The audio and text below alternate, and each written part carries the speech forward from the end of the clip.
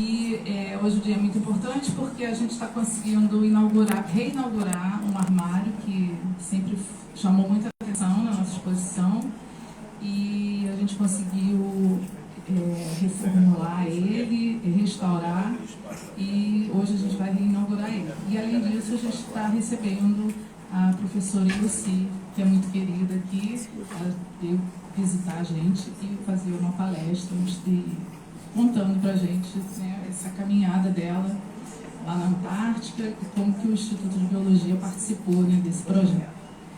Então,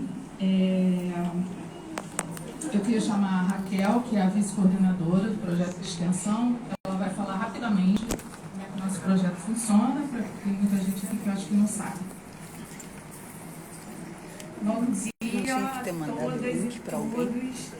Muito obrigada, pelo convite para fazer um pouco de propaganda do nosso projeto. Nosso projeto já tem 5 anos e ele é a razão dessa exposição também continuar aqui na entrada do nosso instituto.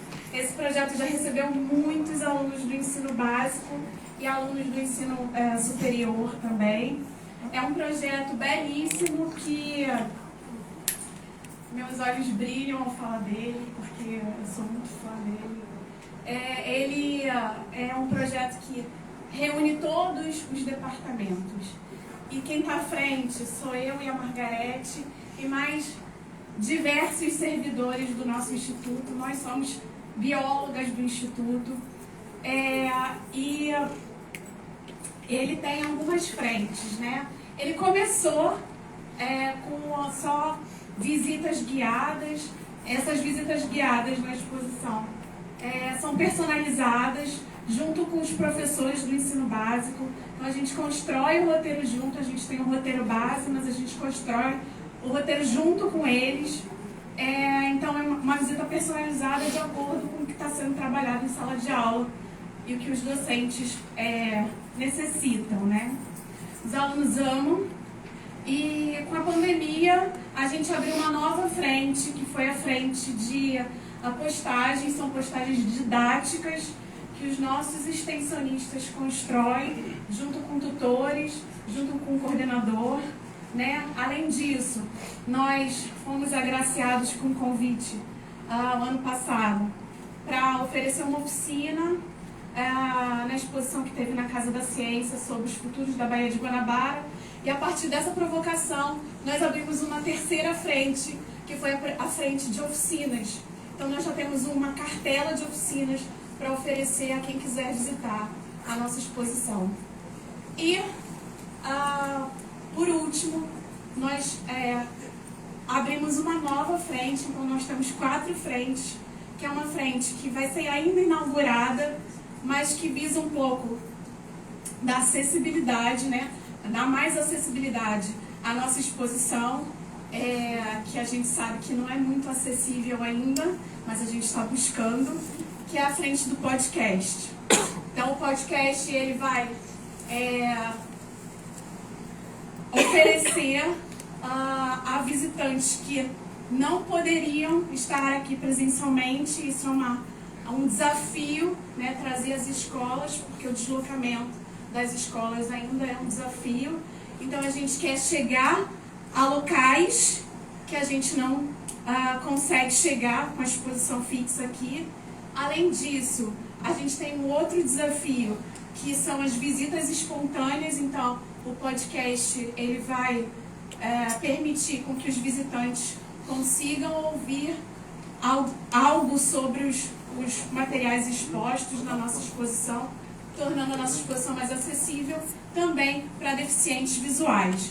Então a gente está abrindo essa nova proposta também. Então nós temos 4 propostas. Convidamos aos alunos de graduação para que agreguem a nossa exposição, o nosso projeto de extensão. Todos gostam muito, acredito. Então fica aqui o convite para quem quiser. E mais um último recado. Nós conseguimos há pouco tempo uma bolsa do CIMAP. Quem não sabe o que é o CIMAP, é o Sistema de Museus e Acervos que nós temos na UFRJ. Então nós fazemos parte do sistema CIMAP e nós fomos agraciados com uma bolsa que nós, em breve, abriremos um edital para um novo bolsista para a nossa exposição. Então, estejam todos convidados a concorrer a essa bolsa. Tá bom? Muito obrigada. E aproveitem, muito obrigada, professora, pela sua visita e pela sua palestra, super importante para os nossos extensionistas também, tá? Aproveitem. Obrigada, Raquel. A Raquel esqueceu de dizer que nós temos vagas, viu? Abertas para extensionistas, tá? Então, eu vou chamar agora para compor a mesa a bióloga Valéria Lima, que é representante do CRBio, região 2, que o CRBio foi o patrocinador desse evento e da reforma do nosso armário. Eu quero chamar também a bióloga Vânia Alves, que é coordenadora da infraestrutura da nossa exposição, na Rua da Vida. E o diretor do Instituto de Biologia, professor Rodrigo Moura Neto.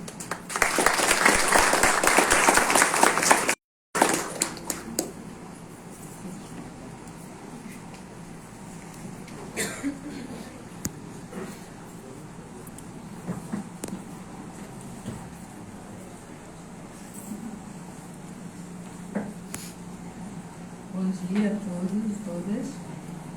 Fico muito feliz de estar aqui hoje, porque eu fui aluna da professora Yossi, primeiro período da biologia aqui na UFRJ, 2004.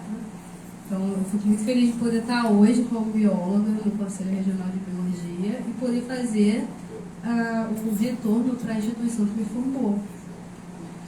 Então, eu gostaria de agradecer, em nome também do presidente do Conselho Regional de Biologia 02. Ele não está aqui hoje, inclusive, porque a gente está comemorando hoje 1 ano de gestão. Então, eu passei lá hoje, já fiz algumas falas, tem a cerimônia de entrega de carteiras, que a gente está retomando hoje para os biólogos. E aí, por conta disso, ele ficou, mas me enviou para representar. Inclusive, pelo fato de eu ser da casa, ter sido formado pela UFRJ, achou justo que eu viesse e eu fico muito feliz de estar aqui hoje. Muito obrigada.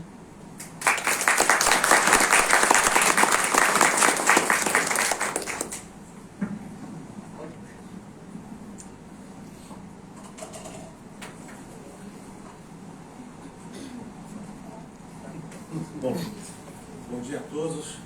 Prazer recebê-los aqui hoje. Tá? Além da própria exposição, nós temos a professora Yossi, tá? Que ela não foi minha professora, porque quando eu estudei aqui, ela ainda estava lá na Marinha, mas eu a conheci em 78, no curso de Oceanografia Física que eu fiz lá no IPQM, tá? Com os professores lá de Kiel, lá da Alemanha, dois professores. Foi a minha última atividade em biologia marinha que eu fiz na vida. E fui fazer outra coisa. Mas esses anos todos é importantíssimo não só esse resgate ao nosso acervo, como resgate aos nossos professores. Tá?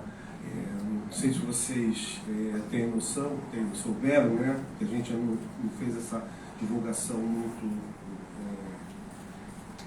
forte, mas a professora Yossi e o professor Jean, os dois foram agraciados com a medalha do mérito acadêmico pelo Consune, a professora Yossi agora em 2023 e o professor Jean um pouquinho depois, tá? Que nós vamos eventualmente, a gente está tentando organizar um evento para a entrega da medalha, viu, professora? Eu não esqueci não, mas a gente está numa situação tão atropeladora, né, da situação, que a gente não tive condições de pensar ainda nisso, mas eu gostaria de parabenizar a professora pela essa medalha do mérito acadêmico.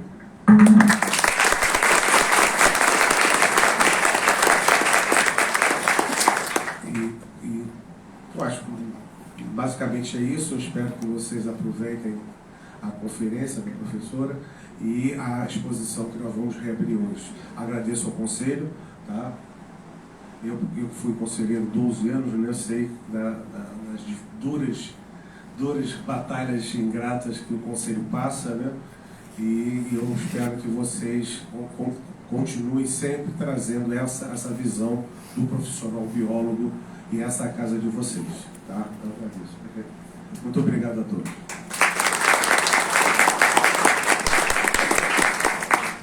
Bom dia, pessoal. Vou falar super rapidinho.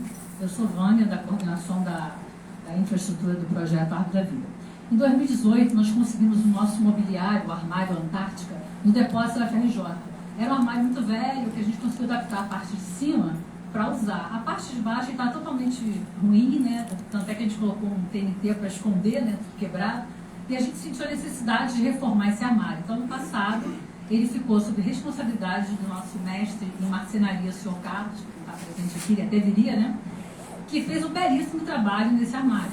Com madeira maciça, botou a parte de baixo com vidros, né? Rodinha no armário. Então, ele está assim, novo, o trabalho foi excelente. Então, vocês vão ver o novo armário. A parte de cima, ele é bem parecido com o que estava antigamente, com alguns poucos itens novos. E a parte de baixo é uma novidade.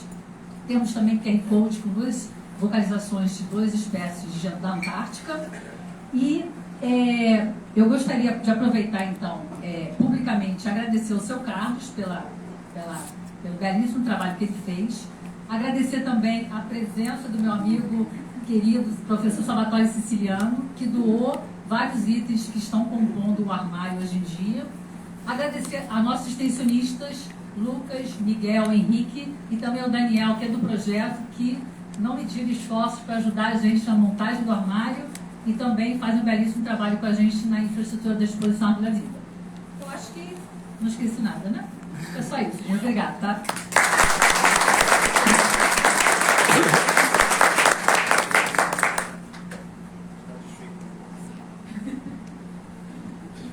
Então, agora a gente vai dar início à palestra. Então, eu vou falar aqui da professora Yossi. A Yossi é bióloga e oceanógrafa. Ela concluiu o doutorado em ciências na França. Foi pioneira no estudo do uso de algas marinhas como fonte de fármacos.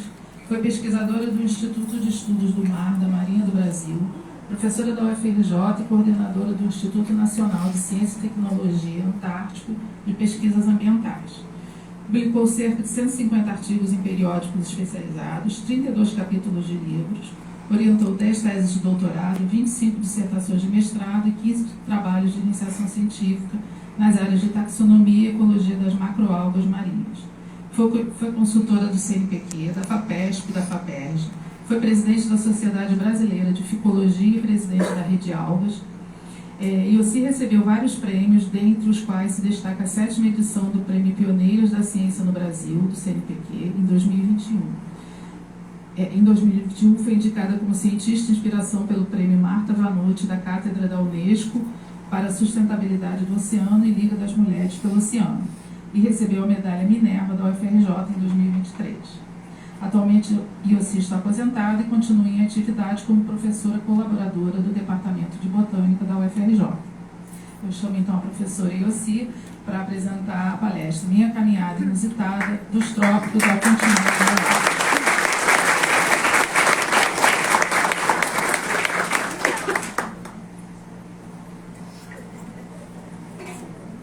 Obrigada, Margarete, pelo convite. Depois disso tudo, eu não posso fazer feio, né? Então, tem que começar a fazer alguma coisa. Bom, a minha palestra está intitulada Minha Caminhada Inusitada, dos Trópicos ao Continente Gelado. Evidentemente, essa minha trajetória científica não foi sozinha. Eu tive a ajuda de muita gente, e muita gente que está aqui. Por exemplo, tem Roberto Vilaça, que é professor titular da UF, tem a Cristina Nassar, tem a Helena, tem a Maria Beatriz Barreto, que é Fluminense Fontane. Tem várias pessoas aqui que foram meus alunos, que me ajudaram a fazer essa caminhada. E não posso também esquecer da professora Adélia, que em 1992, quando eu cheguei aqui, me deu todo o apoio para começar a trabalhar aqui. O professor Chico Esteves, que foi quando eu fui trabalhar com você, Chico, na pós-graduação de Ecologia, o título da aula, da minha disciplina, né? Ecologia de macroalgas marinhas. Então, e também não posso deixar de esquecer, o meu marido, por acaso, chama não posso esquecer do Vinícius também, todo esse pessoal aí que me ajudou, todo esse pessoal que me ajudou realmente a chegar aqui, aonde eu estou hoje, e o que a Margarete acabou de falar. Então, eu não posso fazer fio. Então, vamos lá. Em primeiro lugar, eu não sou muito fácil. Eu vou passar aqui.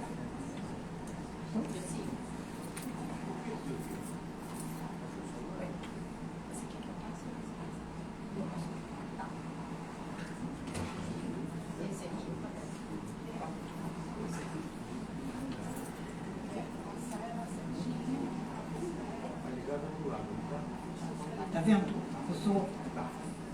Eu não tive infância por isso.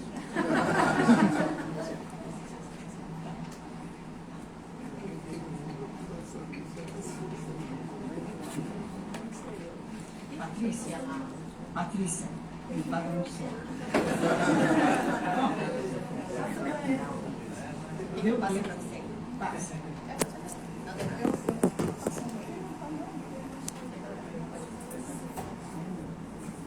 Então, a minha caminhada inusitada dos trópicos ao continente gelado. Como é que eu comecei a minha vida? Como disse o professor Rodrigo, eu comecei a trabalhar na Marinha, aqui no Instituto de Pesquisa da Marinha, em 1966. Em 1967, eu fui fazer um estágio com o professor Ailton Brandão Jogui, que foi um dos pioneiros das algas aqui no Brasil, e eu fui trabalhar com ele. Ele chegou para mim, aliás, eu fui trabalhar com ele com um projeto que o professor Henrique Rodrigues da Costa tinha feito para mim. Aí o professor Jolie virou para mim e falou assim, Yossi, isso não dá, porque já era um projeto de ecologia. Então, evidentemente, quem faz ecologia tem que conhecer bem, em primeiro lugar, a taxonomia, né, do organismo que você vai trabalhar. Aí ele falou para mim, olha só, você vai ter que começar a trabalhar com as algas de uma maneira diferente do que te mandaram fazer. Aí eu falei, bom, professor, então, como eu estou aqui estagiando para o senhor, é o senhor que manda. Foi assim que eu comecei minha vida. Quando eu voltei, em 1968, eu comecei, então, a minha caminhada.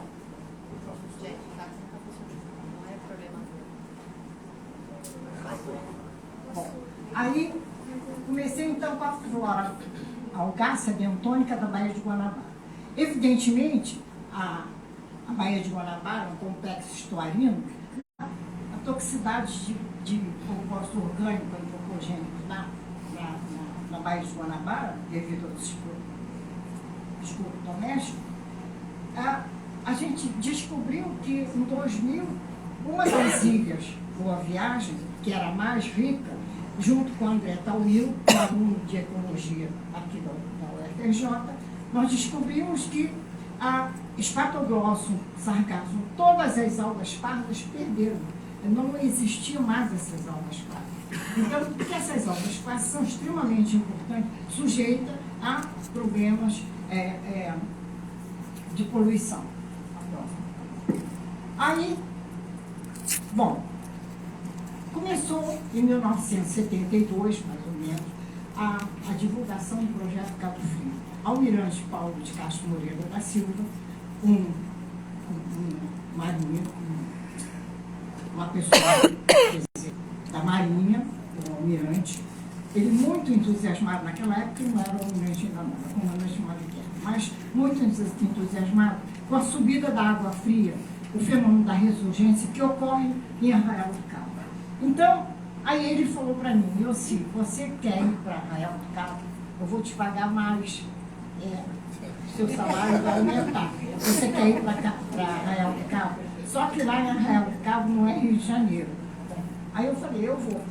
Cheguei lá, o que eu ia fazer? Não eram as aulas bentônicas com quem eu estava acostumado. Ele falou para mim, você vai começar a trabalhar com fitoplâncton. Então, eu trabalhei com fitoplâncton de 1973 até 81. O que eu tinha que fazer? Fazer cultivo, porque ele queria, o almirante queria a descida dessa água fria na região de Cabo Frio, lá na ilha de Cabo Frio. Ele queria fazer um rio, ele queria que esse rio fosse produtivo, para ter cultivo de mexilhão, ostra, que são filtradores, né? Aí eu tive que aprender o que era uma panela de pressão, que é autoclave, uma panela de pressão. Aprender isso, aprender o que era oceanografia física, oceanografia biológica, oceanografia química, tudo isso junto que fazia parte desse complexo lá do projeto Cabo Frio. Então, eu cultivei o fitoplâncton nessa ressurgência em tanques do exterior em laboratório. Aí depois, quando foi em 1982, ele falou para mim, agora você está livre para você voltar às suas algas bentônicas. Então foi aí que eu comecei a fazer minha tese de doutorado. Comecei em 82 e terminei em 85. Bom, aí eu mergulhava até 5 metros. Hoje eu não faço mais nada. Se eu mandar entrar na água, eu tenho até medo. Mas trabalhei até 5 metros de profundidade e, exceção das coralinárias, que são as algas calcárias, incrustantes de cianobactérias. Aí eu consegui identificar 43 clorófitas, 47 heterocontófitas e 55 rodófitas. Isso mostrou que a flutuação hidrológica faz com que existem algas com influência de água fria, existem algas com influência de águas quentes. Bom, muito bem. A importância biogeográfica da região de Cabo Frio, que diz que é o enclave temperado em plena região tropical. Por exemplo, Roberto Vilaça está aí. Teve uma vez que eu falei para ele, Roberto Vilaça hoje, professor titular da UF, que está aposentado também. Eu virei para ele e falei, Roberto, vamos pegar um balde e vamos colocar nesse balde, botar o termômetro, e a Márcia Figueiredo estava, eu falei para ela, você vai para Praia Rasa, em Búzios, e vamos marcar a hora e vamos ver qual é a temperatura. Você pega o balde, pega o termômetro, coloca, e eu, junto com o Roberto, estava fazendo a minha aeróbica. A diferença de 5 graus de temperatura, enquanto que a Arraial do Cabo era 18 graus e era 23. Evidentemente, quem é que respondia a essa diferença de temperatura? As macroalgas, né? Que são organismos bentônicos e que sofrem a influência, então, das condições físico-químicas. Aí, bom, aqui nós temos uma planta, Elaxiella leptonematóides, é um gênero, uma espécie nova que ocorreu aqui, que ocorre em Cabo Frio. É uma alga típica de águas frias. Agora, Peisonella valentini, Gracilaria brasiliense, Laurencia oliveirana, são espécies novas. E tem ainda uma outra, que é Geridiopólix postulata, que também é uma outra espécie nova, Pseudoderma moreira, também é uma outra espécie nova. Aí você tem a importância biogeográfica. Aqui, Antitamo tenuíssimo, é uma alga que Roberto e eu publicamos, é uma alga típica do Mediterrâneo. Aqui, Golimofilo africano, é uma alga típica da África do Sul, de águas frias, e essa aqui, Apalogide, nossa senhora, já não, estou velha já, tá? Então, ela é típica do médio litoral de zonas temperadas. Muito bem. Bom, aí, como é que a gente vai ver essa importância sazonal? Na época de águas quentes, que é exatamente a subsidência, que é de julho a agosto, você encontra crosta. No mesmo local, você vai no outro ano, no ano seguinte, na época da água fria, você tem aqui a Petalônia fácia, que é uma alga que é frondosa, com talos erectos pardo. Aí eu falei para uma colega minha, vamos fazer um cultivo disso aí, a gente fez. Então, isso aqui já é o cultivo já da planta começando a germinar. Aqui são os órgãos de reprodução da crosta.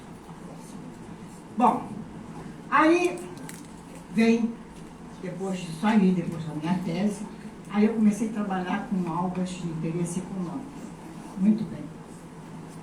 Já comecei, então, a trabalhar com a laminária, que é uma alga endêmica do Brasil, que chega até a 5 metros de comprimento e que está sujeita a águas frias. Por exemplo, essa água fria que percorre ao fundo, que é de origem subantártica, e que ela percorre desde que vai ao fundo e, na realidade, essa espécie ela tem uma distribuição geográfica que vai desde o Rio de Janeiro, chega até na altura quase perto de Abrolhos. Né? Então, essa alga é pioneira e é endêmica no Brasil. Eu fiz o cultivo dela, que durou 7 meses completo, de esporo a esporo, no laboratório.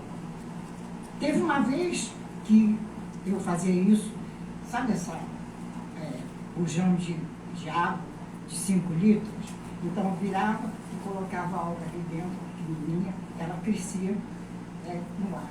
Aí aconteceu o seguinte, o laboratório lá em Arraial do Cabo teve um problema de temperatura, o ar-condicionado pifou.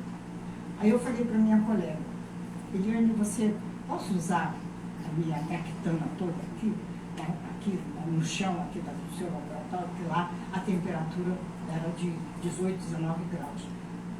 Mais ou menos era 20, 18 quando era bem de noite. Aí eu falei para ela, posso usar? Ela disse, pode. Aí de repente começou a ficar algumas manchas escuras. Aí eu falei, pronto, fungou. Aí eu falei, fungou, mas tá, vou cortar. Quando eu cortei, eram os órgãos de reprodução. Olha, eu fiquei muito satisfeita, muito satisfeita, porque na verdade era o início de alguma coisa boa que ia acontecer. Né? E então foi de esporo a esporo, 7 meses em laboratório. Aí depois eu vim para aqui, em 1992, eu chego aqui para trabalhar. Passei no concurso, vim para cá. Aí o Jean ganha um projeto do Revisir, Recursos Vivos da Zona Econômica Exclusiva. Aí eu começo a trabalhar. Evidentemente, começa a ter os alunos junto comigo. E aí começamos a trabalhar que, na verdade, a importância dessas macroalgas como teia alimentar, fonte de alimento, além de abrigo e local de desova. Agora, ainda hoje, existe uma discrepância entre as algas de superfície e as algas de profundidade. Aí nós publicamos a Helena, da prova, que é a biodiversidade bentônica da região central da Zona Econômica Exclusiva, que vai de Salvador ao estado da Bahia, no estado da Bahia, o Cabo de São Tomé, do norte do estado da Bahia. A Helena e a Bárbara Lacho foram uma das pessoas responsáveis por esse livro. Então, nós publicamos isso, a série de livros do Museu Nacional. Próximo. Bom, ainda no Revisir, então, junto com o Frederico Gurgel, a gente vai e publica esse trabalho. Como é que se diz? Essa alga, que era uma alga típica, que é descrita em 1931, quando o Howard, um americano, passou aqui na costa do Brasil, coletou essa alga de profundidade e até então ninguém sabia da existência dela. Aí eu fui num congresso e apresentei o trabalho. Só que essa planta, ela é como se você tivesse um bolso, daqui saía o órgão masculino. Quando eu apresentei isso, Minha colega, Mutuet Fuji, especialista nesse tipo de alga, chegou para mim e falou assim: Elci, não é Laurência. Com esse tipo de reprodução, não é Laurência. Que até então ninguém conhecia. Aí eu falei assim: então o que é? Ela falou assim: olha, é alguma coisa diferente. Então tá bom. Então, vamos lá. Aí, junto com o Fred, nós publicamos, então, uma nova combinação, que é o Maus Mundial. Então, aqui você tem o exemplar masculino, o exemplar feminino, e, com isso, tem uma nova combinação. Bom, agora, esse banco é um banco mais longínquo da costa brasileira, onde o Revisé teve atuação, né? Então, é um domo que, do fundo, vai a 110 metros de profundidade, a cota é 110 metros de profundidade. O navio passou, dragou ele naquela região, aí apresentaram vários tipos de algas, veja aqui uma delas. Isso aqui foi um trabalho feito junto com os meus alunos de iniciação científica, e eu falei para eles: você vão publicar isso aí. Aí a pessoa que fez a revisão publicar falou assim: você quer pedir para a sua orientadora ler o trabalho e fazer parte do trabalho? Porque eu estava fazendo, mas eu era a última autora, deixei os alunos fazer. Aí eu tive que fazer, aí foi publicar. Por isso que eu estou dizendo que a minha caminhada se deve a muitas pessoas, né? Então, vamos lá, outra. Bom, ainda no Revisé, aqui esse trabalho foi publicado junto com a Lícia, aqui o Fred publica essa espécie nova, ainda no programa da Revisé. Frederico Gel é o professor que foi aluno nosso da ecologia, que agora é professor lá na Unipem.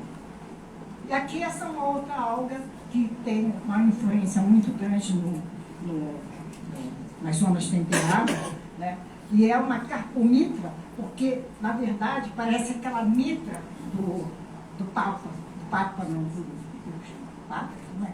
Aquela coisa. Então, esse carpo, que é aqui foram os ovos de reprodução, e postata, porque tem mais rainhas. Bom, até então, eu estava nos trópicos, tranquila, sem nada. Aí a Lúcia, professora da zoologia, chega para mim e fala: você não quer ser a coordenadora do projeto que a gente vai entrar na Antártica? Eu falei para ela assim: ah, não, porque eu não entendo nada, eu faço coisas tropicais, não entendo nada da Antártica. Ela falou: mas você é um lado sem PQ, você não quer participar? Aí eu falei, porque como é minha colega de corredor, né, ela trabalhava na última sala de corredor, aí eu falei para ela: então tá bom. Eu falei para ela: tá bom, ninguém vai dizer, essa mulher aí que está querendo ir para a Antártica, não serve para nada, só tá, todo o currículo dela só das tropicais. Mas aí eu vou para Brasília num dia, aí, numa quinta-feira, aí falaram para mim assim: seu projeto não foi aprovado, não? Eu falei assim: acho que não, porque eu não soube de nada. Bom, voltei, aí como foi numa segunda, eu escrevi para todo mundo: ó, a gente não ganhou, não sei o que, não sei o que lá. Aí como foi segunda-feira, eu falei, sem ter quem me mandando uma mensagem, aí eu falei assim: vai vir que é alguém que está precisando de ir para o congresso, eu vou logo dar. Que nada, ela dizendo, com imenso prazer que diz que eu ganhei o projeto. Aí eu mandei mensagem para todo mundo, aí eu falei: pronto, agora eu estou numa gelada, né? O que eu conhecia a Antártica era no copo, né? Agora eu estou numa gelada. Então foi assim, eu conheci a Antártica no copo, agora eu sei que é muito maior. E agora eu estou numa fria. Então, aí na verdade, o INCT, Antártico de Pesquisas Ambientais, que é uma que originou. Normalmente, todos os INCTs originaram do Instituto do Milênio. Mas o nosso INCT foi do grupo de pesquisa, núcleo de excelência, com as redes temáticas, que foram 5, que fizeram parte do projeto do ano Polar Internacional, e com esses temas a gente então fez o ICTA. Ele foi subvencionado pela CAPES, FAPERJ e o CNPq. A CAPES com as bolsas, a FAPERJ com a metade do dinheiro e o CNPq com a metade do dinheiro. Bom, com isso, eu fiquei coordenando esse projeto de 2009 a 2017. Né? Então, aí ainda estou congelada, mas eu voltei agora um pouco, trabalhei de Guanabara junto com os. Pode ser. Bom, então, o que somos nesse Instituto Antártico? Cerca de 70 pesquisadores brasileiros do norte a sul, que atuam de forma integrada na avaliação do impacto ambientais locais globais nos ambientes atmosférico, terrestre, marinho na região Antártica Marinha. Bom, por exemplo, esse projeto eu tenho que agradecer bastante a Helena, a Adriana Balto, Helena Passério, que me ajudaram muito a botar esse projeto para frente, né? Sempre me dando conselhos, porque de vez em quando eu tinha minhas coisas assim meio esquisitas. Aí eu disse, não, eu disse, calma, vamos com calma que você vai conseguir. E foi assim que a gente conseguiu. E outros colaboradores nacionais e internacionais também participaram do trabalho desenvolvido. A missão do nosso instituto foi desenvolver a pesquisa científica interdisciplinar na região antártica, promovendo estudos de alta qualidade, gerando recursos humanos e a transferência de conhecimento para a sociedade, mediante a educação e a divulgação das pesquisas antárticas. Então, a Antártica, centrada no Polo Sul geográfico, a Antártica, a região antártica tem 14 milhões de quilômetros quadrados, tem a influência na circulação, representa 1,5 vezes o tamanho do Brasil, vocês verem como é que é grande, né? Tem uma influência, sofre influência na circulação oceânica do hemisfério sul, e possui uma única corrente marinha, que é a corrente circumpolar antártica, que está associada à rotação da Terra e o regime de ventos oeste predominante na Antártica. É o mais preservado e é o menos conhecido do planeta. Por isso, ele é considerado como patrimônio da humanidade. Bom, então, para vocês verem, isso no verão, agora olha no inverno, como é que fica, isso tudo é gelo. Aqui, por isso que a gente, quando vai para a Antártica, a gente começa aí no final de outubro e vai até mais ou menos março, quando a última campanha é realizada. Né? Então, está sempre coberto com um manto de gelo, retém 68% da luz do planeta, é o mais frio, com menos 89 graus centígrados na mínima. E, porém, é o mais ventoso, com 320 km por hora. E é o mais seco. Agora, quando a gente está lá na Antártica, por exemplo, a maré está ótima, mas se o comandante disser não dá para ir, a gente não pode sair. Então tem que esperar o tempo melhorar, porque realmente é muito perigoso. Então, por que estudar a Antártica?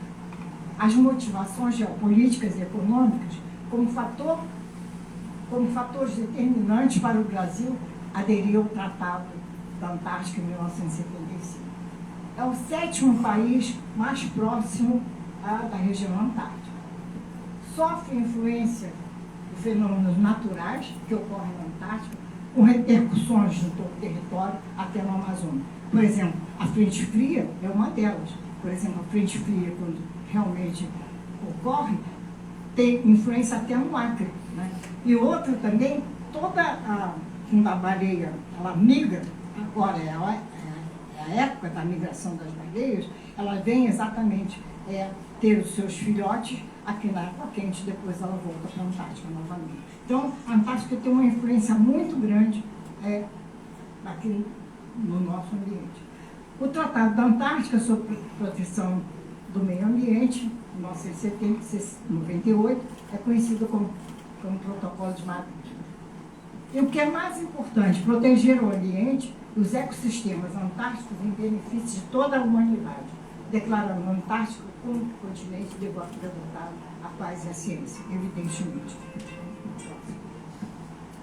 Bom, então, essa Antártica foi isolada, né, e ficou bem separada, e que com isso sofreu drásticas mudanças no clima, principalmente a alteração da flora e fauna terrestre, o isolamento, o estabelecimento alto grau de endemismo nas comunidades marinhas, devido a esse isolamento dessa massa d'água. Bom, então, é considerado também a reserva natural, comunidades terrestre e vegetal, só tem um fanerólogo, com 3 fanerólogos só. O resto como é que se diz? Tudo briopsidáceo. Como é que se diz? Musgos e hepáticas. E animais que você tem, tem os lobos, você tem o elefante marinho, tem esses pinípedes, e tem todas as aves. E a comunidade marinha, que é dominada por plâncton, néctar e bentos, né? Bom, então aqui está a Antártica. O Brasil fica mais ou menos ali em cima, a pontinha do sul do Brasil. Aqui está, aqui no Oceano Índico, está a África. Mais ou menos aqui você tem a Austrália, Nova Zelândia, e aqui então é o Pacífico Sul, que na verdade forma o Oceano Atlântico. Próximo. Bom, então agora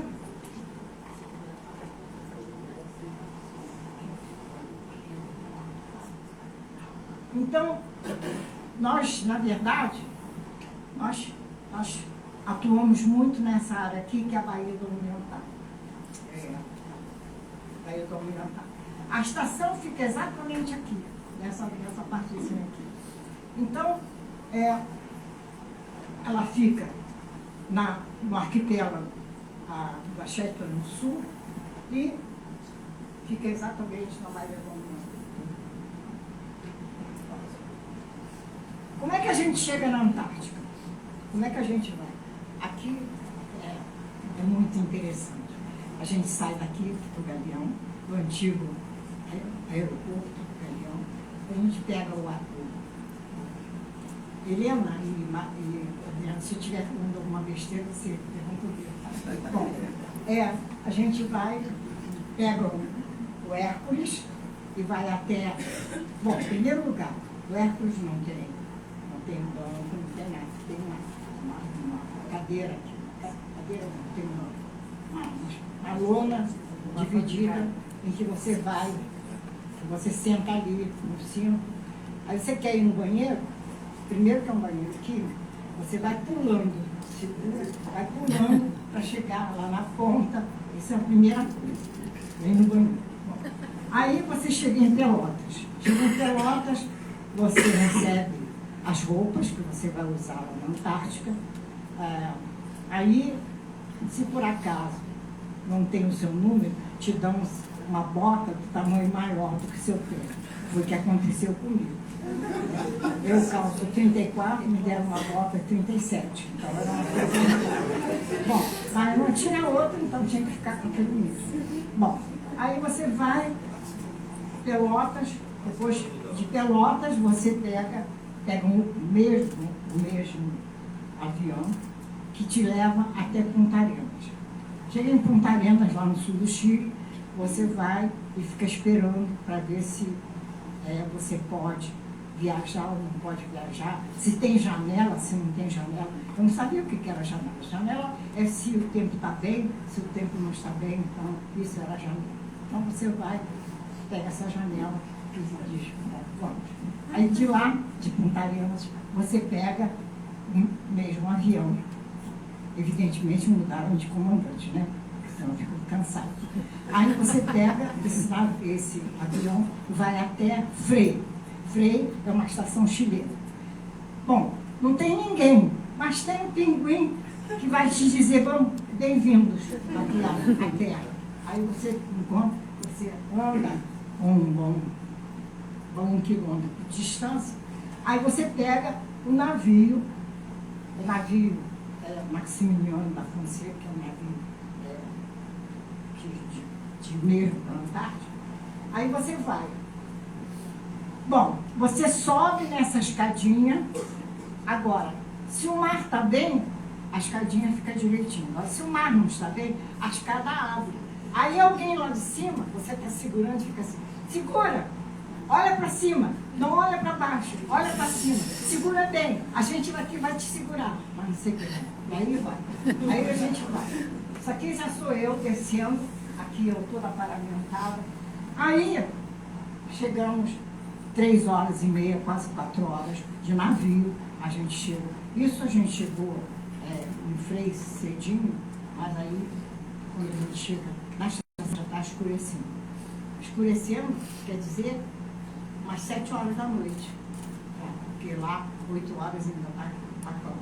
Aí você vai, pega o navio, e depois quando chegar perto, você tem já dessas balsas de plástico, alguém está levando você para lá. Aí fala, desce, salta, você sente um saco de batatas. Porque, na verdade, você tem que pular e a pessoa aí embaixo ficar te segurando. Então, eu me senti um saco de batata. Aí você vai, pronto. Aí vai para a estação.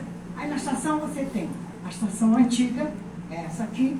Aí você tem aqui o local onde você entra, aqui o local que você troca a roupa, bota a sua roupa toda ali. Aí eu descobri que a minha colega, que é da USP, ela tinha um pé 37 e eu 34. E ela estava com a copa 34 e eu 37. Só que depois, na hora de ir embora, você tem que devolver novamente, lá em Pelotas, você tem que devolver o que você recebeu. Então você não pode esquecer nada, né? Então, isso me avisaram, porque eu já estava querendo ir embora. Bom, muito bem. Aqui então o comandante, que tem o nome dele, né? Estação Antártica, comandante Ferraz. Pronto. Agora vocês têm aqui a estação antiga, a estação nova, aqui a estação nova, olha a diferença. Olha a diferença. Então agora, eu não fui nessa estação nova não, é que me mandaram as fotos para eu poder fazer a palestra. Então aqui você tem, então, a antiga, tudo isso aqui era antigo. A Adriana foi minha companheira de quarto, de camarote, então ela dormia aqui de um lado e do outro lado ela dormia. Então agora, olha só como é que as coisas estão melhoradas, né? E muito bem. Só que, na hora que estavam fazendo a estação, evidentemente eu fui chamada em Brasília. Então eu discuti muito com o almirante, porque teve uma vez que o dormitório era em cima da cozinha. Aí eu falei para o almirante, bom, se todo mundo morrer aqui com gás asfixiado, não vai ter ninguém para contar o que aconteceu. Aí ele mudou de lugar. A segunda vez, tinha uma sala de ginástica enorme. A biblioteca, uma coisinha assim, pequenininha. Eu falei, almirante, a gente está lá, é para trabalhar. Tem que pesquisar, então tem que ter livros, tem que ter não sei o que lá. Sei que isso ficou, ele mudou realmente, mas depois ele ficou falando que a estação ficou com a parte de fazer exercício menor, porque eu exigi que fosse a biblioteca maior. O povo está me incomodando, mas muito bem. Agora, o que o INCT ele contempla? Primeiro, o tema 1, atmosfera antártica, os impactos ambientais na América do Sul. Monitorar e avaliar as regiões de deslocamento das periferias, o efeito estufa, alteração envolvendo a interação solo e terra, e oferecer subsídios para modelos numéricos de previsão de tempo e clima próximo. Aqui, ainda, esse monitoramento da camada de ozônio tem uma forte influência na América do Sul, sobretudo no estado do Rio Grande do Sul. Com o aumento da radiação UVB, tem consequência no glaucoma, câncer de pele, deterioração do DNA, degradação das moléculas de clorofila, processo geoquímico da camada de ozônio, que tem influência nos organismos terrestres e marinhos e os gases de efeito estufa, por exemplo, o CO2. Né? Então, exatamente está influenciando nas mudanças do clima. O tema 2, então, o impacto das mudanças globais no meio ambiente, o mapeamento e georreferenciamento das comunidades vegetais na área de gelo, da Baía do Almirantado e áreas adjacentes. O pessoal do tema 2 não ficava junto com a gente lá na estação. Então, eles ficavam exatamente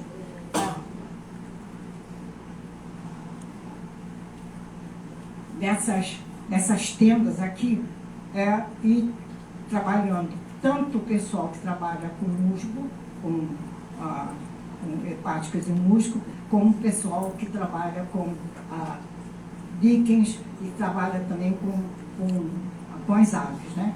Então, na verdade, todo mundo tem medo dos impactos que podem ocorrer no ambiente antártico, principalmente por causa do turismo. Todo mundo está com medo do turismo, porque isso vai ter uma reação bastante negativa em relação à preservação do ambiente. Bom, o tema 3, que é o tema em que eu trabalho mais, né? Bem que eu não trabalho com animal, mas eu trabalho com as algas. Então, estudar os efeitos do impacto ambiental, natural e antrópico, a compreensão dos processos ecossistêmicos que necessitam de séries temporais longas por meio de monitoramento de ambiente atmosférico, terrestre e marinho. Subsidiar os processos e instrumentos da gestão ambiental, a exemplo do plano de manejo da Baía do Almirantado. Por isso que o meio ambiente está exatamente atuando junto com a gente. Então, depois de muito tempo, com os dados pré-féricos, nos últimos 28 anos do PROANTAR é o Programa Antártico Brasileiro. Né? Brasil e Polônia, eles publicaram um trabalho com todos esses dados de 28 anos. Ainda estão fazendo um guia ilustrado da fauna de invertebrados bentônicos, da Baía do Almirantado, em fase de Helena, está andando devagar, igual a tartaruga, né? Bom, conhecimento do metabolismo e adaptação dos organismos antárticos, compreensão dos processos fisiológicos de regiões de baixa temperatura. O sangue dos peixes lá na Antártica não congela. E isso serve como base para aplicações biotecnológicas. Né? Então, aqui sou eu, junto com mais a Mutue, que é a especialista em algas que a gente publicou, e mais essa aluna que nós tocamos o sapato. Então, isso aqui é uma alga que mais ou menos mediu quase 7 metros de comprimento. Eu vou dizer a importância dela depois. Bom, aí tem uma parte também que foi ligado à educação e difusão da ciência. Então, nós participamos do evento 19 a 25 de outubro de 2009, que foi promovido pelo Ministério de Ciência e Tecnologia, atividades de educação científica.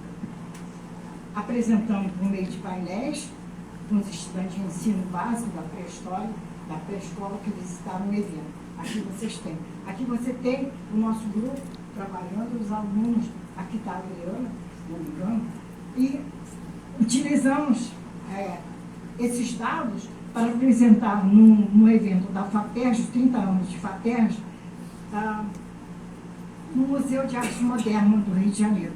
com o Parque dos Eventos Comemorativos do FAPES e do centenário de Carlos Chagas Filho.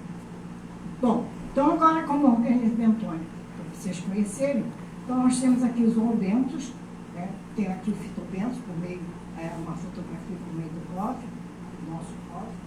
E então aqui você tem os zoobentos, organismos sésseis, sedentários ou vagens, que são heterotróficos, aqui o fixo ou substrato, que são os autotróficos, que são as macroalgas marinhas. Bom, aqui você tem uma bela fotografia de uma actínia. Aqui você tem uma lista de poliquetas, com nome bastante complicado, né, que eu não vou nem falar, senão você vai errar tudo. Bom, aqui tem os equinodermos. Aqui os crustáceos, peracaídos. Esse aqui vocês vão ver aqui daqui a pouco. Pode. Ó, aqui, esse organismo, né? Então aqui no meio das algas, e todos esses furos que vocês têm são os organismos dos animais que ficam se alimentando dessas macroalgas. Aqui você tem uma diversidade em zonas profundas, que a gente não conhece muito bem. Isso aqui é uma lotúria, aqui é uma anfípoda, e aqui é um zoma. Né? Então, todos esses organismos. Bom, agora eu posso falar com mais, como é que se diz, mais à vontade, porque é o que foi o meu pão de cada dia durante muitos anos. Então, o fitobento. Então, vamos lá. Bom, então, essa comunidade, em função da interação dos fatores ambientais, tanto a comunidade pelastra bentônica tende a se apresentar em manchas, né? São distribuídas em certas manchas. Bom, como todas as algas, são isentos de raiz, caule, flores, folhas, flores e frutos.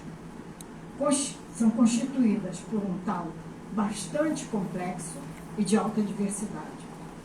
Na forma, com várias dimensões que podem chegar até 15 metros de comprimento.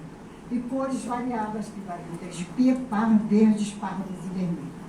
O ciclo de vida é um ciclo de vida bastante interessante, porque elas fazem parte, por isso que as algas são neoplantônicas, porque parte da vida, do ciclo da alga, ela elimina os seus órgãos de reprodução na comunidade bentônica, fitoplantônica. Então, elas fazem parte do fitoplâncton. E essas algas, além disso, elas apresentam uma estrutura bastante peculiar, que serve de abrigo, local de desova, refúgio para diversos organismos de outros níveis da cadeia trófica. Pode ir. Aí, na Antártica, elas constituem os elementos mais conspícuos da biota marinha, florescendo imersas nas zonas costeiras em ambientes insulares como as ilhas Shetland do Sul.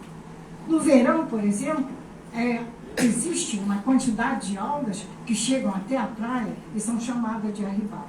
Aqui no Brasil, a gente tem essas arribadas que ocorrem no estado do Espírito Santo, todo o estado do Espírito Santo, chega um pouco na Bahia e exatamente na curva do Brasil, do estado do Rio Grande do Norte, também ocorrem essas arribadas em grande quantidade. Né? Agora, lá na Antártica, quem foi o primeiro pesquisador sueco que trabalhou nessa região em expedições de 1901 a 1903.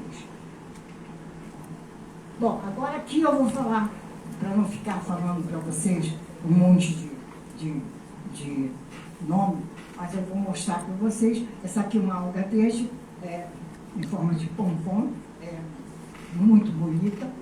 Pode passar. Aqui, essa alga é uma alga que forma umas frondes.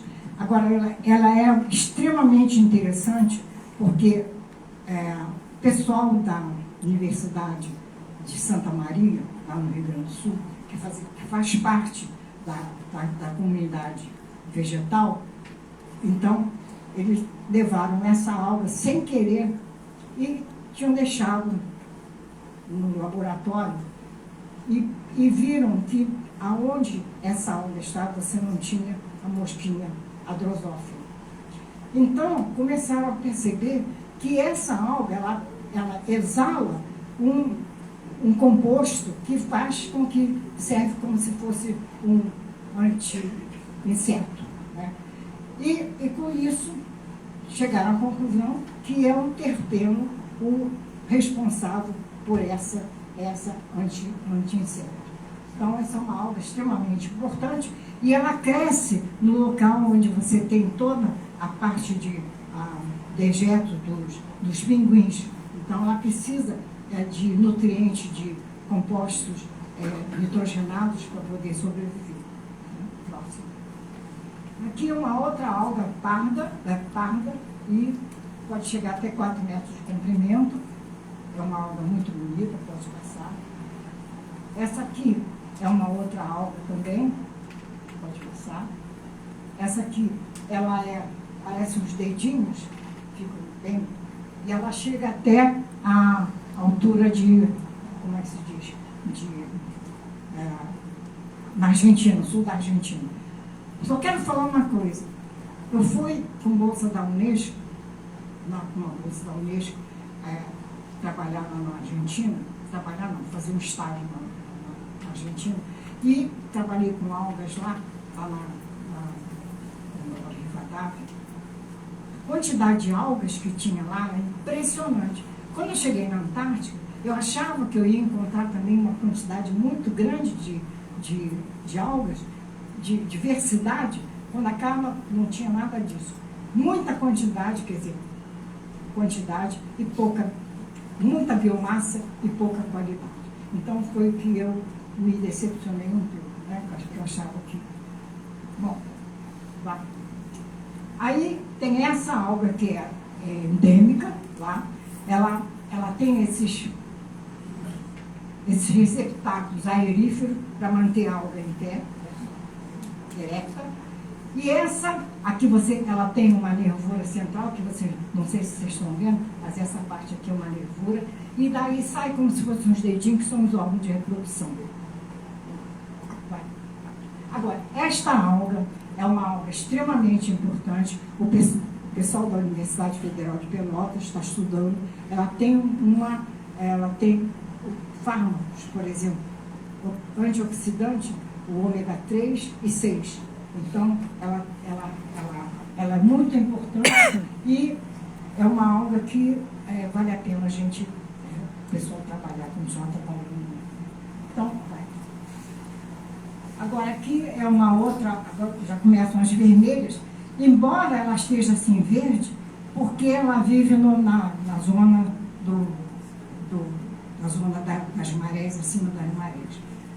E por que, por exemplo, eu tenho um colega, o Colepícolo, lá da Universidade de São Paulo, um bioquímico, ele ganhou um dinheiro bem grande da Natura, porque ele utilizou as algas que vivem nessa zona de balanço diário de marés, ele utilizou essa alga. Por que essa alga ela não morre, nem coisa? Que acredite na gente, né? Então é isso.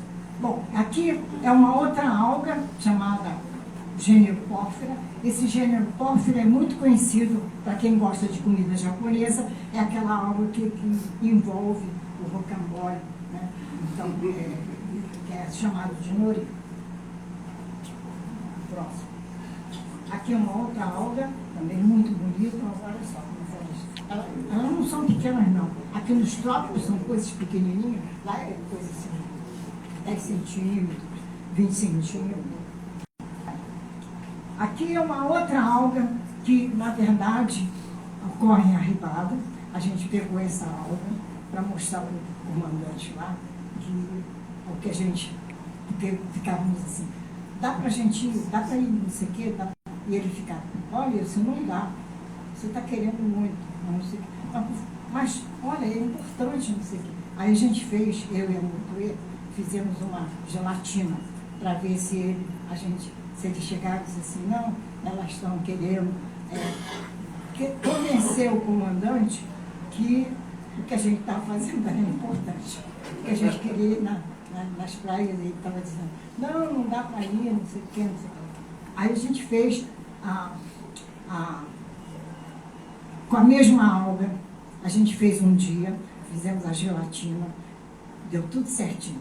No dia seguinte, a gente pegou a mesma alga, fomos nas arribadas, escolhemos as algas e fomos fazer gelatina. Aí eu falei para o motor, olha só, vamos fazer com porque lá é assim, quando você vai para a Antártica, no início você come salada, você come tudo.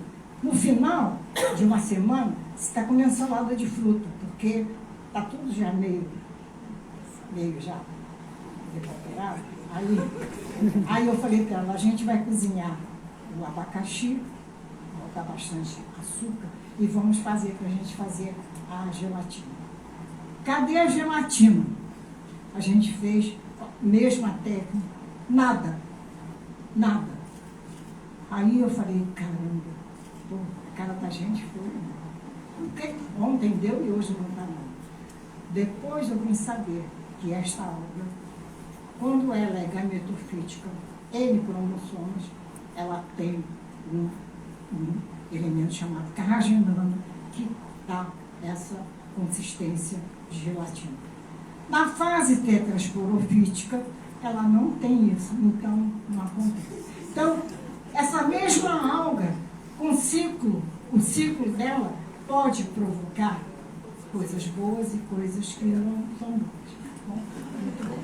Bom, aí essa outra palmária, essa que dá bastante arribada, né? Então, essa a gente fez o seguinte, a gente massacrou bastante e passamos no rosto. Bom, na Antártica você não tem nada que fazer, então você tem que inventar alguma coisa, porque sabe, você passa o dia só no microscópio, chega uma hora que você está cansado, né? Então, eu e o Mutuê falamos assim, vem cá, a gente está sabendo que elas têm importância shampoo, da creme, não sei o quê, então nós fazemos. Então, a gente pegou e pedimos um liquidificador para a gente triturar as algas. Só que deram para a gente um copo desse tamanho, quase metade do meu tamanho, porque era para o pessoal do Antártico, né? O pessoal que trabalha. Bom, a gente triturou, a gente fez. Aí, lá fomos nós, e eu botei isso no meu rosto e esqueci. Quando eu fui no banheiro, eu encontro com o comandante, ele olhou para a minha cara e falou, o que está acontecendo com você? Eu falei, nada. Tudo bem com você? Eu disse, tudo bem. Depois, quando eu cheguei, eu falei, o comandante perguntou se a gente estava bem. Aí a motorista falou comigo, eu disse, não arrumou o rosto, assim lá fora. Como é que você está? Bom, essa história ficou conhecida, que aí outras pessoas vieram me pedir para passar no rosto. E teve um mecânico que chegou para mim e falou, a senhora pode me dar aquela pastinha que a senhora fez para botar? Porque lá, mexendo os parafusos, ele estava com os dedos todos machucados, né? Aí eu dei para ele. Aí o médico falou assim, mais uma, né, Adriano? Mais uma que chegou aqui com ideia de curandeira. Então, são essas coisas que aconteceram com a gente e que hoje eu estou aqui para contar para vocês. Bom, aí a gente publicou esse livro, que na verdade tem muito mais do que isso, mas foram 45 espécies de algas que a gente publicou, e é uma publicação em 2014, que a gente então publicou pela editora Cubo, e é uma obra, na verdade, dedicada ao conhecimento da preservação na Antártica. Bom, então muito obrigada. Olha como é que eu estava gordinha, porque não tinha. Só comia, né? E a gente fazia o pão e tinha que chegar cedo para poder comer 2 ou 3 pães. Mas, na verdade,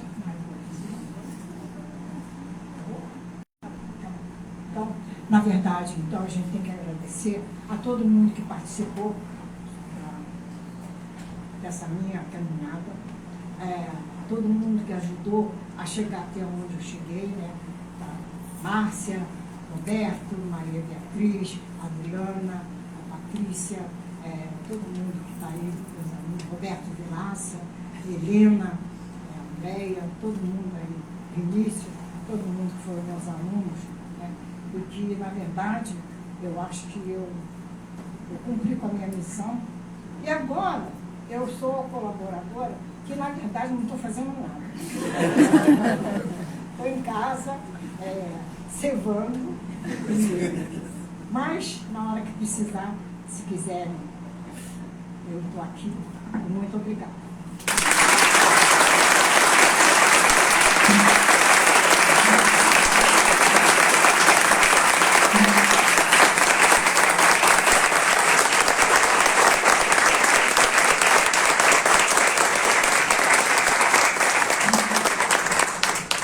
Muito obrigada, esse maravilhoso. Alguém quer fazer alguma pergunta? Quer comentar alguma coisa? Receita do creme. O pessoal está perguntando se deu certo isso. Funcionou o creme? Funcionou. Tem que patentear. Funcionou. Mas tem que ter um pouquinho mais de... Porque, na verdade, a gente massacrou, botou água quente e passou no rosto. Ficou. Talvez, né, ano que vem eu faço 90 anos, e 90 anos, ano que vem eu faço 90 anos, talvez essa minha ida para a Antártica me preservou, né? Eu continuo, como é que se diz, gelada, então estou hibernando, talvez, né? Mas é isso. Mas muito obrigada, professora Fernanda, todos vocês que me ajudaram a chegar até aqui. Na verdade, a gente faz a caminhada, nunca é sozinho, né? Sempre a gente faz a caminhada junto com alguém, ou alguém dando incentivo a gente. E esse incentivo, eu não posso esquecer do Jean, né? Que é...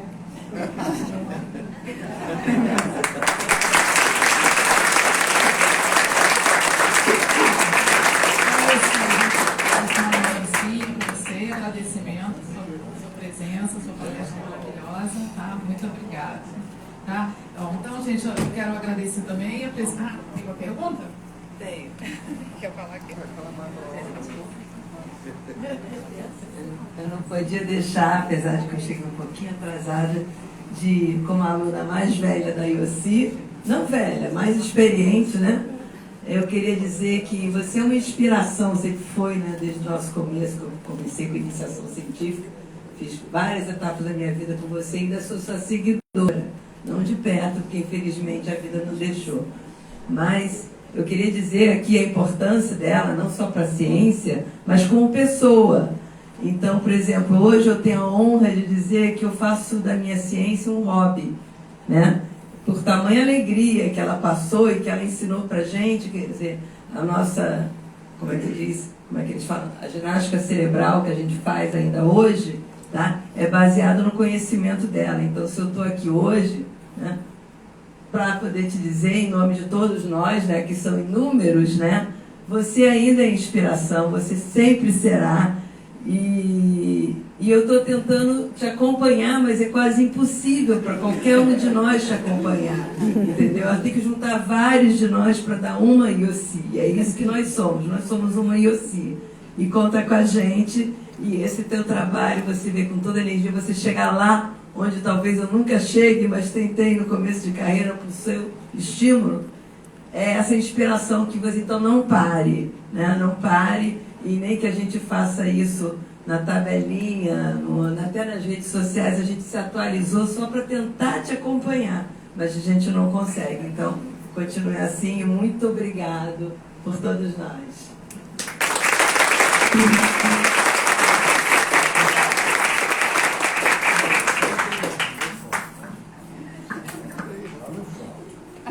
Só não chora, é ótimo. Olha só, eu tenho um prazer enorme estar aqui, enorme. A Lucy veio para cá em 1992, mas eu já conhecia. E ela colocou muito bem a trajetória científica. Mas tem uma trajetória dentro do Instituto de Biologia, quem foi aluno dela vai concordar comigo, que é ímpar. Em 1994, lutando contra tudo e contra todos, nós conseguimos implantar o curso noturno. Quem é que vem para oferecer a primeira disciplina da botânica? Professor Yossi Valentin. E foi assim, os alunos não tinham veteranos, né, os alunos do noturno. Não tinha infraestrutura à noite. É o Instituto de Biologia que, em 1994, monta essa estrutura que existe hoje à noite. Mas tinha o professor Yossi Valentin, que andava pelos corredores com os alunos, ela na frente, os alunos atrás, como patinhos, né? Obedecendo a sua guia, para ir para o laboratório, fazer as práticas, e muito mais do que isso, né? Muito mais do que isso. Yossi foi uma pessoa que acolheu alunos que começavam a sua trajetória, alunos que eram mais velhos que a média, né, Yossi?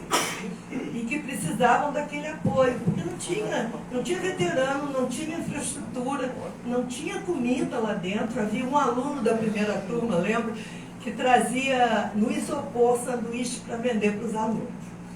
E a parceira maior, a que mais se destacou no acolhimento desses alunos foi a professora. Então eu ressalto aqui o lado da professora, esse lado humanístico e lindo que essa minha grande amiga tem. Obrigada por tudo, Yossi.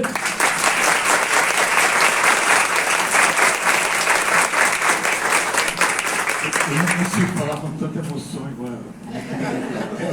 Mas, já que ela falou em pioneirismo da Yossi, aí eu estava falando com o meu querido diretor, não podia deixar de falar esse momento da interiorização da UFRJ, que começou com a Yossi quando todo mundo era contra. Falava, nós não podíamos naquela época, isso é 2005, não podíamos nem falar a palavra interiorização, a expansão da UFRJ. Porque quando falava em interiorização, já vinha cacetado de tudo quanto é lado. Muita dificuldade, que a UFRJ não nasceu para interiorizar, era da capital. Aqui é um todo de uma fibra só. Aqui nós somos diferentes. Quem interioriza é o UF, é o UERJ. Nós somos a elite. É isso que nós fazemos. A Yossi, quando o NUPEM surgiu e foi institucionalizado como núcleo, a Yossi, o que ela fez? Ela doou parte do laboratório dela para criar um laboratório no NUPEM, que hoje tem o nome dela. Laboratório de macroalgas, ecologia de macroalgas e Yossi Valentin. Foto dela na porta. Se eu soubesse que ia ter uma foto, eu tinha até trazido para ajudar. E lá tem dois orientados, a professora Yossi, a professora Lisa Gestinari e o professor Frederico, nosso querido Fred, que continua a sua obra, quer dizer, você não parou, você vê firmíssima, e a sua obra continua sendo tocada na região norte fluminense através desses orientados e de tantos fãs que você tem lá. Tanto é que toda vez que a Yossi aparece no nosso instituto, ela traz alegria, esperança e, sobretudo, é uma fonte, um farol que ilumina a questão das macroalgas, não só no norte fluminense, como também em todo o Brasil. Parabéns, Yossi, pelo que continua com esse rigor e nos orientando cada vez mais. Tá bom?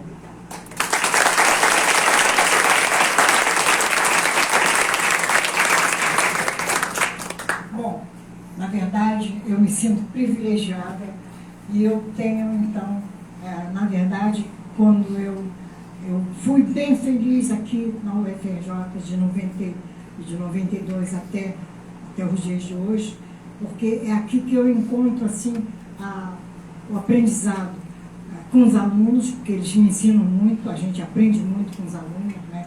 E eu vejo que muita gente hoje está melhor do que eu. Estão melhores do que eu em termos de trabalho, em termos de... E eu já passou a minha fase de crescimento, agora eu estou na fase de decadência, como qualquer cultivo de algas acontece, né? Então, mas eu me sinto assim, com a minha missão cumprida, de ver que os alunos todos, todos vocês me dando todas essas coisas bonitas que vocês estão falando de mim, e que eu me sinto assim, né? Maravilhosa. Não, eu me sinto assim. Poxa, eu cumpri minha missão e vou ter que continuar assim, né? E então, na hora que vocês precisarem, vocês podem me chamar, que eu virei falar o que eu posso. Se eu não puder, eu vou dizer, olha, isso não posso fazer. Acho que a professora quer falar.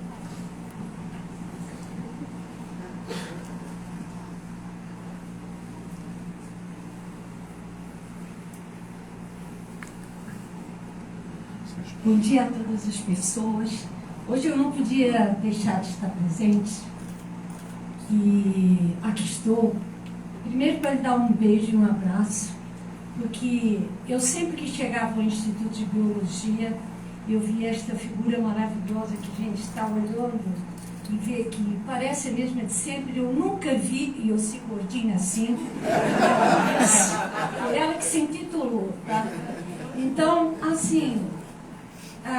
e ela sempre entrava com um sorriso que ela sempre tem, e como se a vida fosse uma maravilha.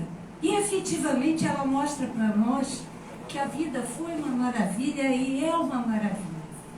Nem sempre como a gente gostaria, mas ela é uma maravilha. E aí, para mim, sempre foi um exemplo, e eu tenho profunda admiração por Yossi.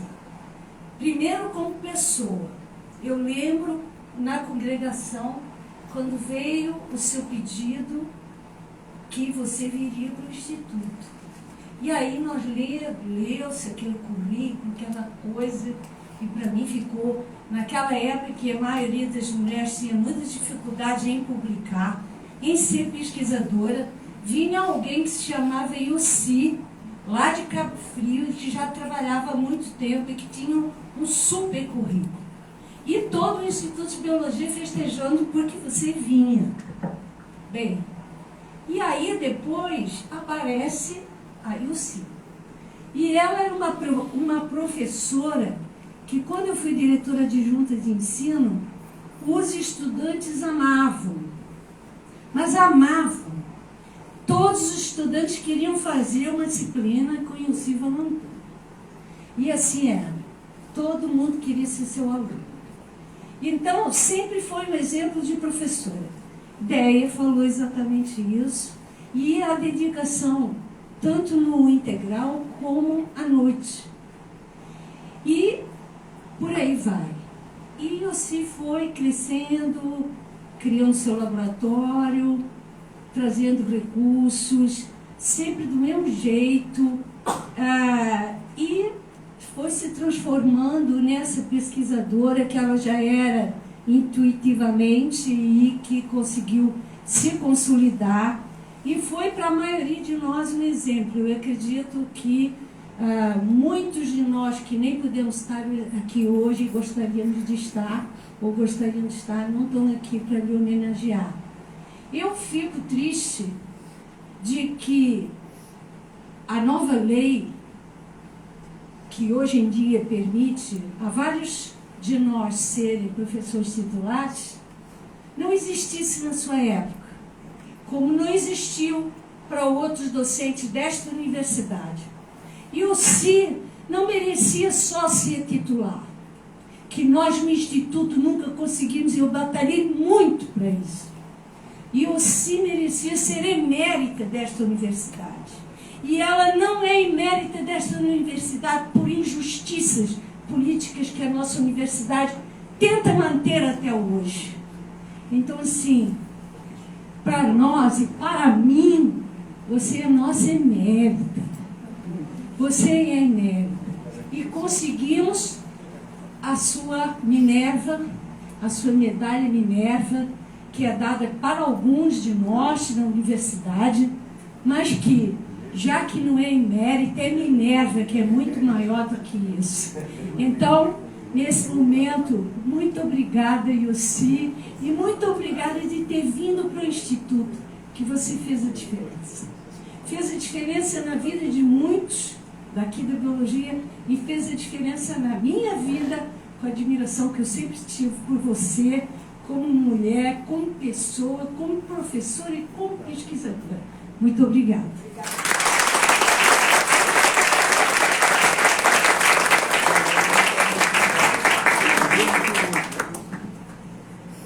Bom, gente, depois disso tudo, né, eu posso fazer. Agora, também enfrentei coisas aqui dentro do Instituto, quando eu fiz um projeto, eu ganhei um projeto CNPq, na época do Fernando Henrique Cardoso, então estava aquela inflação alta, né? E eu pedi um microscópio, eu só consegui comprar a parte de baixo do microscópio, em cima não consegui, porque a inflação tinha comido a outra parte. Então, mas com isso a gente foi lutando e conseguimos, e hoje a gente conseguiu ter um laboratório decente, né, para ter os alunos junto com a gente. Então, muito obrigado a vocês todos e obrigado por terem a paciência de estar aqui, e eu só tenho a dizer muito obrigado para vocês todos.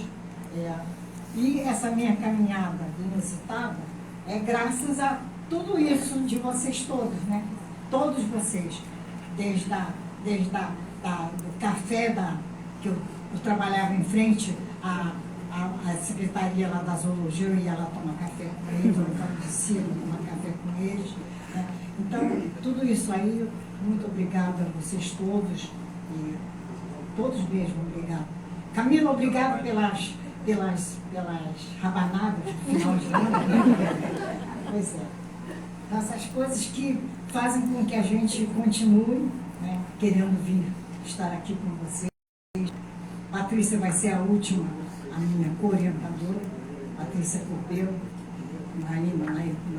fazendo um doutorado na ecologia.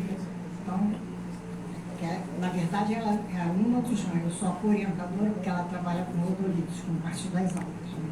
Então, é isso aí. Gente, muito obrigada a todos.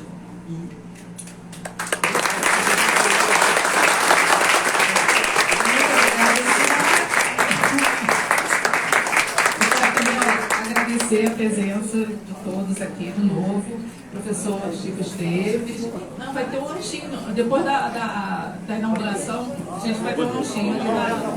Isso, é. Então, agradecer também a professora Maria Fernanda. Agradecer a todas e todos que estiveram aqui. E, gente, eu quero só dar continuidade aqui ao evento, antes da gente ir lá para a inauguração. Eu quero agradecer à professora Cláudia Russo, que ela patrocinou a reforma da escada geológica. Ela não pôde estar aqui, mas vou fazer um agradecimento aqui, para todo mundo também ter conhecimento disso. E eu quero agradecer também ao João Caiuca e a Mariana Ambrosini, que eles reformularam a nossa escada geológica. Tá? O João Felipe, ele é bacharel em Ciências Biológicas, está fazendo doutorado em Zoologia, e a Mariana está também licenciada em Ciências Biológicas e também está fazendo doutorado em Zoologia no Museu Nacional. Eu queria que eles viessem aqui a gente entregar uma lembrança a eles em agradecimento ao preparo da escada geológica.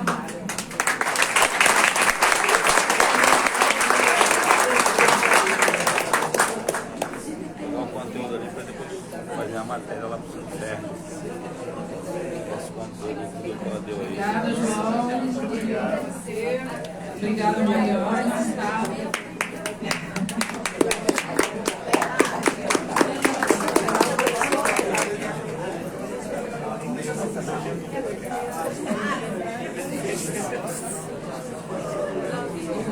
Obrigada, gente. Então, gente, agora vamos ali para o armário da Antártica para a gente fazer a inauguração, tá?